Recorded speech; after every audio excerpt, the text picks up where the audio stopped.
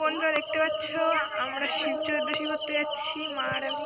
চলো গিয়ে দেখা হচ্ছে। থেকে বেশি দূরে না, দেখো মা আমি আর পিছনে বাবা আসছে অন্ধকার রাস্তায়।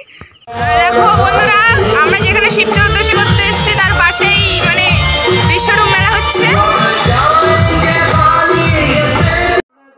বন্ধুরা দেখতে পাচ্ছ এখানে কৃষ্ণ রথ চালাচ্ছে আর অর্জুন পিছনে বসে আছে। এবার আমরা এখান থেকে চলে যাবো। আমরা চলে এসেছি, তো ফাইনালি আমরা চলে আসলাম, দেখতে পাচ্ছ।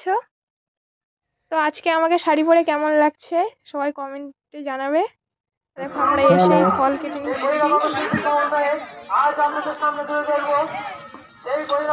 ফল কাটা শেষ হলে প্রথম দুয়ারে জল ঢালতে যাবো।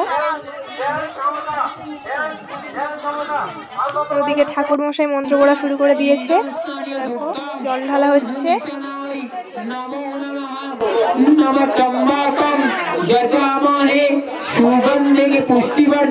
দেখো আমার মাথায় জল ঢালার জন্য কত লোক এসেছে।